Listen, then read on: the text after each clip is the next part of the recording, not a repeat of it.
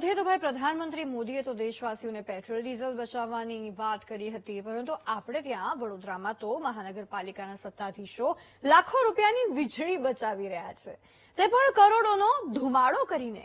કંઈક અજુગતું લાગ્યું હશે તમને? તો આવો પ્રધાનમંત્રીના સંદેશને કેવી રીતે બીએમસી અનુસરી રહ્યું છે તે પણ તમને બતાવીએ।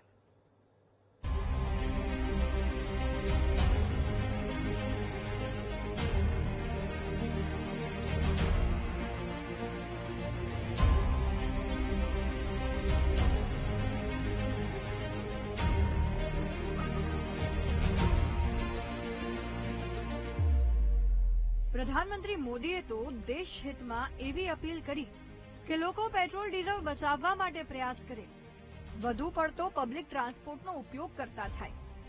પરંતુ ભાઈ વડોદરામાં તો ઉલટી ગંગા વહી રહી છે।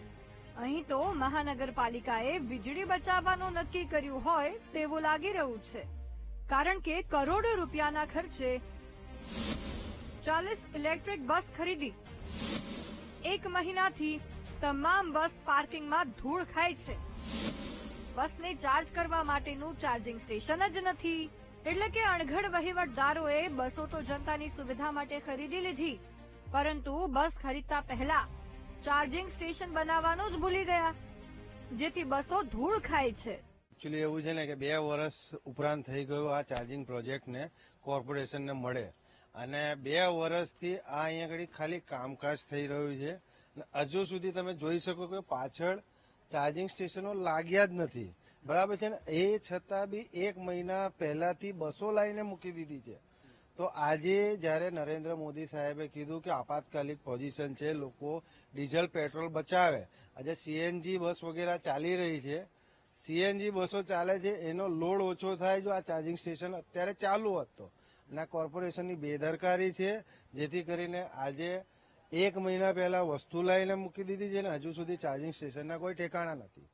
પ્રધાનમંત્રી મોદીએ અપીલ કરી છે કે લોકો પબ્લિક ટ્રાન્સપોર્ટનો વધુ ઉપયોગ કરે, પરંતુ અહીં તો 30 ઇલેક્ટ્રિક એસી બસ, જે હકીકતમાં પ્રધાનમંત્રીની અપીલને સાર્થક બનાવવામાં ભાગીદાર બની શકે, લોકો નવી બસોનો વધુ લાભ લઈ શકે તેવી સ્થિતિ છે, તે ચાર્જિંગ સ્ટેશનના વાકે બસો ધૂળ ખાઈ રહી છે।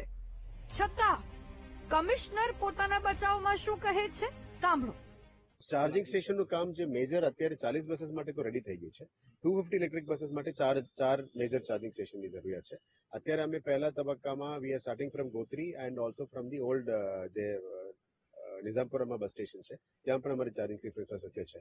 આનું ચાર્જ કરવા માટે ખાલી 2 કલાક જ જોઈએ, એટલે we have got entire cycle, આમાં પણ 12 ચાર્જિસ રેડી થઈ ગયા છે, એટલે હાલમાં 40 બસો ચલાવવા માટે કોઈ વાંધો નથી, પણ 250 બસીસ માટે અમારી ચાર્જિંગ ઇન્ફ્રાસ્ટ્રક્ચર રેડી થઈ રહ્યા છે। That should also be ready by in about 5 to 6 months, એટલે આખા સિટીમાં 250 ઇલેક્ટ્રિક બસીસ આ વર્ષમાં જ દોડવાનું શરૂ થઈ જશે। સાહેબ કહે છે કે ચાર્જિંગ સ્ટેશનના કામ ચાલી રહ્યા છે, 40 બસ ચલાવવામાં કોઈ વાંધો નથી। ત્યારે સવાલ એ થાય છે કે 40 બસ ચલાવવામાં વાંધો ન હોય તો તેને પાર્કિંગમાં કેમ ઊભી રાખી? પ્રધાનમંત્રીની અપીલ છે તો તાત્કાલિક ધોરણે કેમ બસોને ચાલુ નથી કરતા? બસો ખરીદતા પહેલા કેમ ચાર્જિંગ સ્ટેશન બનાવવાનું યાદ ન આવ્યું? મુદ્દો અહીં 1 મહિનાથી પાર્કિંગમાં ધૂળ ખાતી બસોનો છે। આશા રાખીએ કે પ્રધાનમંત્રીની અપીલને સમજીને 1 સપ્તાહમાં ધૂળ ખાતી બસો વડોદરાના રસ્તાઓ પર દોડતી થશે। કેમેરામેન કિશોર ક્ષીરસાગર સાથે માનુ ચાવડા, વીટીવી ન્યૂઝ,